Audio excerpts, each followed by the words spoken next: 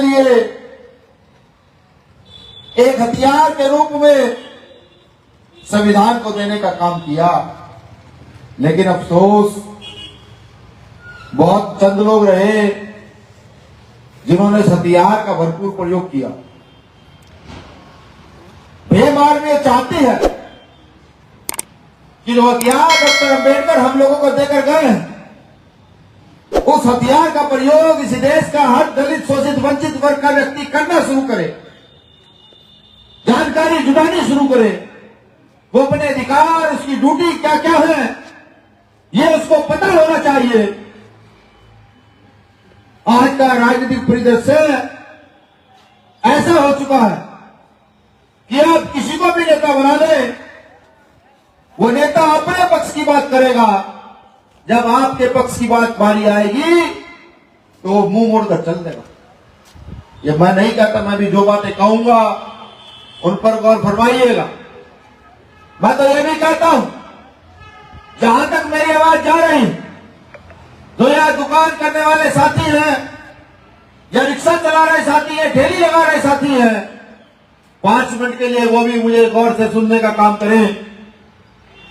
हो सकता है कि आपको अपनी जिम्मेदारी का आभास हो सकता है इस देश में, इस देश के प्रति आपकी क्या जिम्मेदारी है, ये आपको पता लग सके।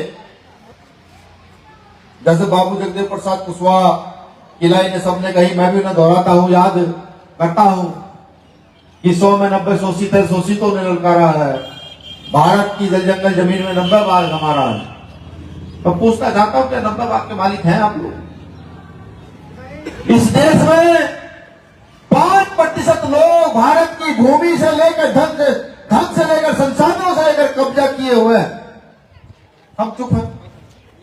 मैंने कल भी कहा कि वो हमारा खून, बिहार का खून, जो जरा जरा सी बात पर खौल पड़ता था, सोने की बात आती तो लड़ पड़ता था, शिक्षा की बात आती थी तो नरत्न खड़ा कर देता था, तो खून आज क्यों शांत है? वो खून क्यों ठंडा पड़ गया? जब आपकी व्यवस्था की बात आती है तो खून ठंडा हो जाता है। इस देश का वो वर्ग जो सदियों से शोषित वंचित रहा, इस देश का वो वर्ग जो सदियों छूत रहा, इस देश का वो वर्ग जिसकी बेटियों का तिरस्कार हजारों साल हुआ, इस देश का वो वर्ग जो इस देश का सेवाकार है, इस देश का वो वर्ग जो इस देश को रोटी खिलाता है, सफाई करता है, आखिर उस वर्ग को हो क्या गया? बाबा साहब अंबेडकर ने जब संविधान लिखा तो संविधान में एक महत्वपूर्ण आर्टिकल दिया, एक महत्वपूर्ण अनुच्छेद दिया, जिसका प्रयोग हमने तो किया लेकिन बहुत कम मात्रा में किया। अगर उसका प्रयोग हम सही से करते, आज हम देश की व्यवस्था बदल देते। संविधान का आर्टिकल 21 है, भारत के हर नागरिक को शिक्षा का अधिकार देता है। संविधान का आर्टिकल 21 है। लेकिन अब आप अपने मन से पूछिए, क्या गांव-गांव में अच्छी शिक्षा का प्रचार प्रसार हो पा रहा है? क्या हमारे बच्चे अच्छी शिक्षा ले पा रहे हैं? और अगर हमारे बच्चे अच्छी शिक्षा नहीं ले पा रहे हैं तो इस देश का भविष्य अंधेरे में है या उजाले में है? भारत की 2 समस्याएं हैं, वो चाहे गरीब मजदूर किसान हो, वो चाहे सिर्फ देश के नेता हो, वो चाहे इस देश के पूंजीपति अडानी, अंबानी, टाटा, बिरला क्यों ना हो, उसमें भारत की 2 समस्याएं हैं। जिस दिन उन 2 समस्याओं पर काम हुआ तो मैं ये कहता हूं, एक गटर में सफाई करने वाला व्यक्ति भी अपने आप को मजबूत महसूस करेगा, एक ठेली लगाने वाला, एक किसान, मजदूर, गरीब, वो अपने आप को मजबूत महसूस करेगा। लेकिन उन 2 समस्याओं पर काम करना भारत के राजनेताओं के बस की बात नहीं है, क्योंकि कई लाख करोड़ का षड्यंत्र है उसके पीछे। अगर उन पर काम हुआ तो नरेंद्र जी उठेगा, दुनिया से बड़े बड़े अध्यापक यहां से निकल जाएंगे, वो लोग जानते हैं इस बात। अब आप सोच रहे होंगे वो 2 समस्याएं क्या है? मैं उससे पहले एक बात और बता दूं, ये जो आज हम ठीकरा पीटते हैं, रोने का, रड़ाने का कि हमारे साथ ये हो गया। अभी अमर ज्योति ने बताया कि भूमि अधिग्रहण के तौर पर यहां पर गरीबों को उजाड़ा जा रहा है। मैंने कल पटना में देखा कि माननीय मुख्यमंत्री का दौरा था, मुख्यमंत्री का दौरा था, उस दौरे से पहले पूछा वो गए कहां, पता नहीं कहां गए। इस सब समस्या का समाधान कोई है तो इस क्षेत्र की जनता है और कोई दूसरा व्यक्ति नहीं है, क्योंकि डॉक्टर अम्बेडकर ने आपको एकता का दौर दी लोकतंत्र के अंदर, वोट का अधिकार। आपने कभी खुद से 2 सवाल नहीं किए कि what is vote, the power of vote. अगर आप ये 2 सवाल खुद से कर लेंगे तो आपको पता लगेगा कि शक्ति क्या होती है, निर्माण क्या होता, समस्या का समाधान क्या होता। इस पर आपने कभी काम नहीं किया। भारत में क्योंकि जाति व्यवस्था प्रखर है, मजबूत, हर व्यक्ति अपनी जाति के व्यक्ति की ओर चल पड़ता है, लेकिन नहीं, अब जाति की ओर मत चलिए। अब चलिए, जो व्यक्ति आपके बीच का हो, काम कर सकता है, उसकी ओर बढ़िए। इस देश की व्यवस्था को बदलने का काम कीजिए। तो मैं देश की 2 समस्याओं पर बात कर रहा था। पहली समस्या चिकित्सा की समस्या है, दवाई की समस्या। कैसे कि जैसे भी कोरोना आया, अरे गौर से सुनिए, आप इधर उधर मन मत पटकाइए, मेरा भी और अपना भी। जैसे भी कोरोना आया, नेताजी का बेटा अच्छे हॉस्पिटल में एडमिट हुआ और एक गरीब मजदूर किसान का बच्चा, एक व्यापारी का बच्चा को हॉस्पिटल में घुसने तक की जगह नहीं मिली। तो इसलिए ये देश का नेताओं का है, ये देश का पूंजीपति लोगों का है, हम किसे लोग कहा जाएंगे। क्या आपको नहीं लगता कि अगर आप वोट सही दिए होते, अपनी व्यवस्था स्थापित किए होते और इस देश में एक जैसा चिकित्सा पद्धति होती कि डीएम भी बीमार होगा तो एक सरकारी हॉस्पिटल में इलाज कराएगा, विनय रतन सिंह बीमार होगा तो सरकारी हॉस्पिटल में इलाज कराएगा, ये वो आ जाए तो मुस्लिम भैया बीमार होगा तो ये भी सरकारी हॉस्पिटल में इलाज कराएगा। जाति ना देख करके, धर्म ना देख करके सिर्फ इलाज होगा। अगर एक जैसी चिकित्सा होती तो ये होता, लेकिन ये चिकित्सा होगी कब? ये जब तक नहीं हो सकती जब तक गरीब, शोषित, वंचित वर्ग का व्यक्ति इस देश में चिकित्सा का मंत्री ना बन जाए और एक पन्ने पर ये साइन ना कर दे कि नहीं ये साइन किया जाता है, सबका इलाज एक जैसा होगा, सबको एक जैसी शिक्षा पद्धति मिलेगी। जब आपके घर में आपके पिता बीमार होंगे, आपका बेटा बीमार होगा, बेटी बीमार होगी, आपको ये उम्मीद रहेगी कि नहीं, जो इलाज करोड़ों रुपए में होता है वो इलाज बहुत कम संख्या में, कम पैसों में हो जाएगा, तो आपके दिमाग की आधी टेंशन खराब बाहर रहेगी, आप माइंड फ्री रहेंगे। क्योंकि आज हर घर में शुगर है, हर घर में बीपी है, हर घर में टीबी है, ये बीमारी आम है। आज तो कैंसर बड़ी तेजी से बढ़ रहा है, कैंसर के इलाज में 20 से 50 लाख रुपए लग जाता है, गरीब तो उसे सुनकर कहीं मर जाता है। आपको नहीं लगता एक जैसी चिकित्सा होनी चाहिए? यहाँ के सारे हॉस्पिटल अडॉप्ट कर ले सरकार और कहेंगे सब प्राइवेट हॉस्पिटल अडॉप्ट किए जाते हैं, सरकारी इलाज होगा, सिर्फ उतना खर्चा ले जाएगा जितना लगेगा, तो आपको नहीं लगता गरीबों का जीवन बदल जाए? बिल्कुल बदलेगा, मैं जानता हूं बिल्कुल बदलेगा। क्योंकि जब डीएम का इलाज एक साइड हो रहा होगा और एक साइड इलाज एक मजदूर का हो रहा होगा तो दोनों का इलाज बराबर करना ये मजबूरी बन जाएगा। दूसरी समस्या आपकी है शिक्षा की समस्या।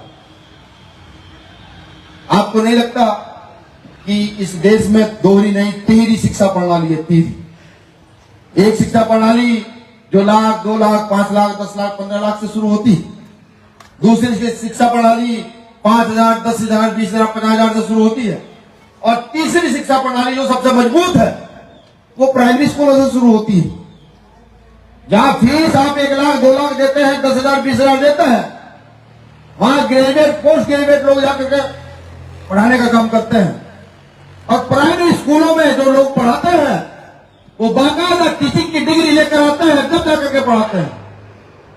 लेकिन कॉन्वेंट स्कूल में पढ़ने वाला बच्चा स्कूल में जाते ही 5वीं क्लास तक तैरना सीख जाता है, पानी में नदी पार करना सीख जाता है, वो इंग्लिश बोलना सीख जाता है, अच्छी इंग्लिश बोलने लगता है, वो भाषण देना सीख जाता है, जैसे मैं भाषण दे रहा हूं, वो वहां पर गाना सीख जाता है, वहां पर कुश्ती खेलना सीख जाता है, वहां पर क्रिकेट खेलना सीख जाता है, वो कबड्डी खेलना सीख जाता है, वो फुटबॉल खेलना सीख जाता है, वो हॉकी खेलना सीख जाता है, बैडमिंटन खेलना सीख जाता है कॉन्वेंट स्कूलों में।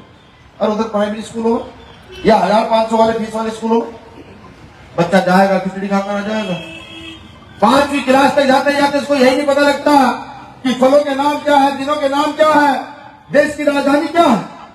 आपको लगता है आपका बच्चा उनके बच्चे में कभी बराबरी हो सकती है? कर लोगे कभी बराबरी जीवन में? तभी तो जगदेव प्रसाद कुशवाहा ने नारा दिया था कि 100 में 90 शोषित है, शोषितों ने ललकारा। उन्होंने तो नारा दे दिया, लेकिन हम शोषितों ने ललकारना नहीं सीखा। अगर हम ललकारना सीख जाते और 90% संसाधनों पर कब्जा कर जाते, या तो हमारे बच्चे भी लाख वाले स्कूल में पढ़ते, वरना लाख वाले बच्चे भी प्राइमरी स्कूल में आकर पढ़ना शुरू कर देते। आपको नहीं लगता कि अगर ये वोट की ताकत का आप सही प्रयोग कर लें, सही लोगों को वोट दे दें, जिन्हें आपकी समस्या का पता हो, और अपना शिक्षा मंत्री बना दें, वो शिक्षा मंत्री एक पर्चे पर साइन करके एक बजट लिया है कि अब एक जैसी शिक्षा होगी, सब बच्चे एक जैसे स्कूल में पढ़ेंगे। डीएम का बच्चा क्यों ना हो, वो मुख्यमंत्री प्रधानमंत्री का बच्चा क्यों ना हो, वो चाहे मजदूर किसान का बच्चा क्यों ना हो। लगता नहीं प्राइमरी स्कूलों के जीवन बदल जाएंगे? बिल्कुल बदलेंगे। गलती किसकी है? हमारी गलती। गलती क्यों? आप ये भी सोच रहे होंगे कि गलती तो बता दी हमने, कर दी, कि आखिर वोट किसे दें? ये भी बड़ा सवाल मन में रहता है कि वोट किसे दें। राजा के बेटे को राजा बनाओगे तो राजा के बेटे को भूख का दर्द पता नहीं होगा, राजा के बेटे को खेती किसानी पता नहीं होगी। सीधी सीधी बात है। अगर आप मजदूरों की समस्या है तो मजदूरों में से निकाल कर एक व्यक्ति को, मजदूर के बेटे को इसे यहां का विधायक बनाना शुरू करो। वो जाकर कहेगा कि क्या समस्या है।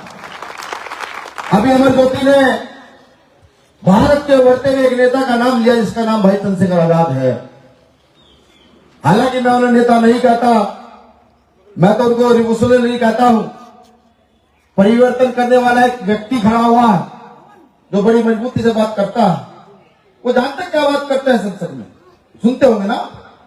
भाई पुलिस की एक दिन की छुट्टी कर दो, होमगार्ड के पैसे बढ़ा दो, महीने का मजदूरी बढ़ा दो, भोजन माताएं जो प्राइमरी स्कूलों में वो बढ़ाती है रोटी, उनकी व्यवस्था कर दो, गुरु रविदास जयंती की छुट्टी कर दो, हमारी ये समस्या वहां बलात्कार हो गया, ये नहीं होना चाहिए। वो पता है इस तरीके की बात क्यों करते हैं?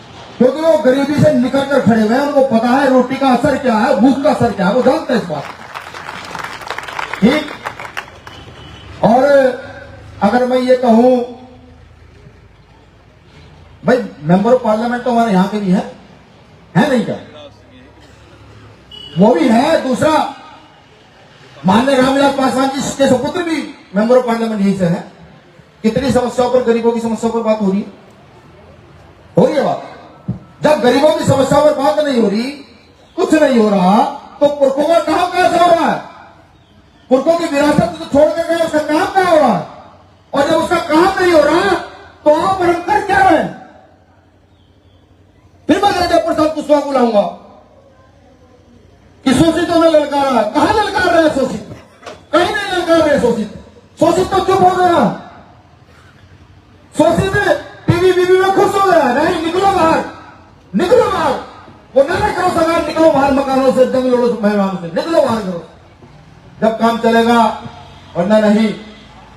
इसलिए अगर शिक्षा मंत्री आपका होगा तो एक जैसी शिक्षा हो जाएगी।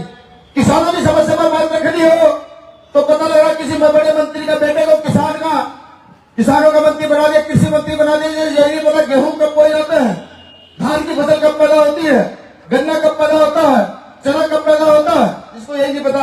वो जाकर के वहां बात कर रहा है कि भाई किसानों को स्थान करो। वो क्या बात रख लेगा वहां, बताओ? और अगर किसान